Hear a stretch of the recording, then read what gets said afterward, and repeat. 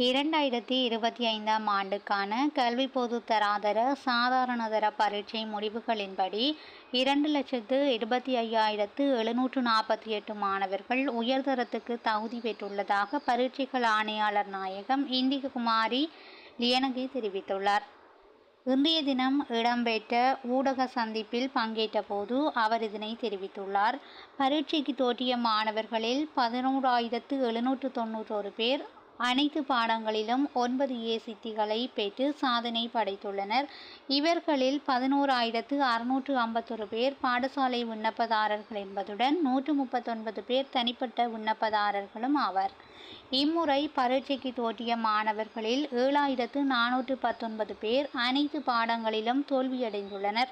இதேவேளை பரீட்சை விடைத்தாள்களை பரிசீலனை செய்வதற்கான விண்ணப்ப படிவங்களை ஜூன் மாதம் 25ஆம் திகதி முதல் ஜூலை மாதம் 8ஆம் திகதி வரையில் சமர்ப்பிக்க முடியும். 2025ஆம் ஆண்டுக்கான சாதாரண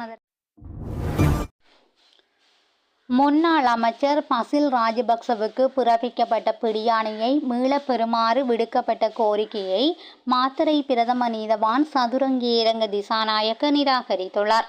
மாத்தறை எளியகந்த வீதி பிரவுன்ஸ்கில் பகுதியில் அமைந்துள்ள 1.5 ஏக்கர் காணியை கொள்வனவு செய்தமை தொடர்பாக முன்னாள் அமைச்சர் பசில் ராஜபக்சவுக்கு எதிராக காவல்துறை நீதித்துறை விசாரணை பிரிவினரால் மாத்தறை நீதவான் நீதிமன்றத்தில் வழக்கு தொடரப்பட்டுள்ளது.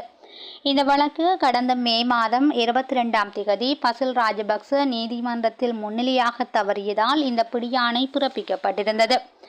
குறித்த தினத்தில் பசில் ராஜபக்ச சார்பாக முன்னிலையான ஜனாதிபதி சட்டத்தரணி அனில் டி சில்வா முன்னாள் அமைச்சர் உடல்நலக்குறைவு காரணமாக வெளிநாட்டில் சிகிச்சை பெற்று வருவதாகவும் அன்றைய தினம் நீதிமன்றத்தில் முன்னிலையாகவில்லை எனவும் மருத்துவ அறிக்கைகள் சமர்ப்பித்து தெரிவித்திருந்தார். இதன் அடிப்படையில் சந்தேக நபரின் ஆரோக்கிய நிலையை கருத்தில் கொண்டு பிடியாணையை மீளப் பெறுமாறு கோரி சட்டத்தரணிகளால் நேற்றைய தினம் நகர்த்தல் பத்திரம் ஒன்று தாக்கல் செய்யப்பட்டது. எனினும் பசில் ராஜபக்ச தொடர்ச்சியாக நீதிமன்றத்தை புறக்கணித்து வருவதாகவும் சந்தேக நபர் நீதிமன்றத்தில் முன்னிலையாகாமல் அவ்வாறு பிடியாணையை மீளப்பெற முடியாது எனவும் நீதிமன்றம் தெரிவித்தது. முன்வைக்கப்பட்ட விடயங்களை பரிசீலித்த மாத்தறை பிரதம நீதவான் பசில் ராஜபக்சவுக்கு எதிராக பிறப்பிக்கப்பட்ட பிடியாணையை அவ்வாறே நடைமுறைப்படுத்துமாறும் உத்தரவிட்டுள்ளார்.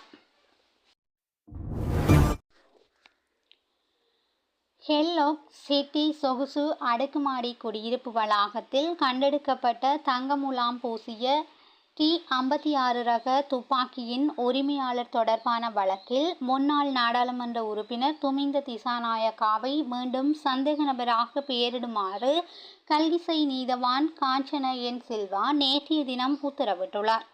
அத்துடன் அவருக்கு எதிராக போதிய சாட்சியங்கள் காணப்படுவதால் சட்டமா அதிபரின் அறிவுறுத்தலுக்கு இணங்க அடுத்த வழக்கு தவணையில் நீதிமன்றில் முன்னிலையாகுமாறும் துமிந்த திசாநாயக்காவுக்கு அழைப்பாணை அனுப்புமாறு நீதிமன்றம் உத்தரவு பிறப்பித்துள்ளது.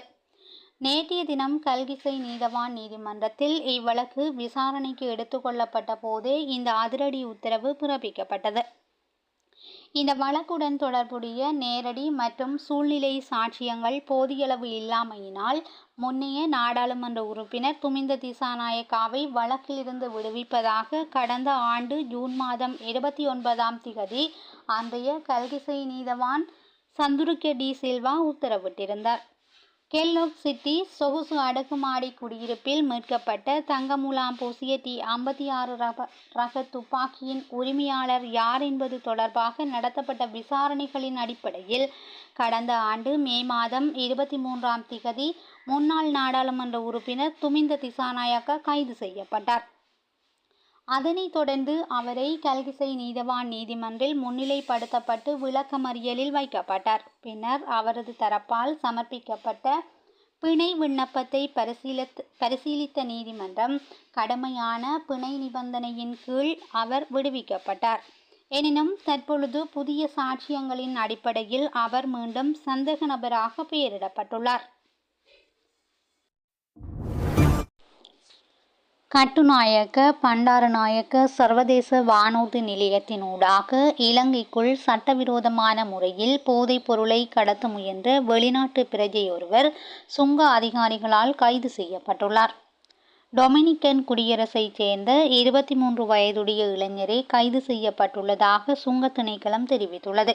கைது செய்யப்பட்ட சந்தேக நபரிடமிருந்து 37 கிலோகிராம் ஹசீஸ் வகை போதைப்பொருள் கைப்பற்றப்பட்டுள்ளதுடன் அதன் சந்தை பெறுமதி சுமார் 377 மில்லியன் ரூபாய் என மதிப்பிடப்பட்டுள்ளது. மேலதிக விசாரணைகளுக்காக சந்தேக நபரும் கைப்பற்றப்பட்ட போதைப் பொருட்களும் காவல்துறையினரிடம் ஒப்படைக்கப்பட்டுள்ளனர். கனேமுல்லையில் 10 கோடி ரூபாய் பெறுமதியான ஐஸ் போதைப் பொருள் பறிமுதல். விசேட அதிரடிப்படையினர் அதிரடி நடவடிக்கை. கனேமுல்ல பகுதியில் உள்ள வீடு ஒன்றில் மேற்கொள்ளப்பட்ட விசேட சோதனையின் போது சுமார் 10 கோடி ரூபாய் பெறுமதியான ஐஸ் போதைப் பொருளுடன் சந்தேக நபர் ஒருவர் விசேட அதிரடிப்படையினரால் கைது செய்யப்பட்டுள்ளார். குறித்த வீட்டில் சுமார் 6.28 கிலோகிராம் எடையுடைய ஐஸ் ரக போதைப் பொருள் இதன்போது அதிகாரிகளால் கண்டுபிடிக்கப்பட்டு பறிமுதல் செய்யப்பட்டுள்ளது. கைப்பற்றப்பட்ட இந்த போதைப் பொருள் தொகையின் தற்போதைய சந்தை மதிப்பு சுமார் 10 கோடி ரூபாய் என மதிப்பிடப்பட்டுள்ளன. செய்திகளை உடனுக்குடன் தெரிந்து கொள்ள SL தமிழ் வலையொலி பக்கத்துடன் இணைந்திருங்கள். நன்றி, வணக்கம்.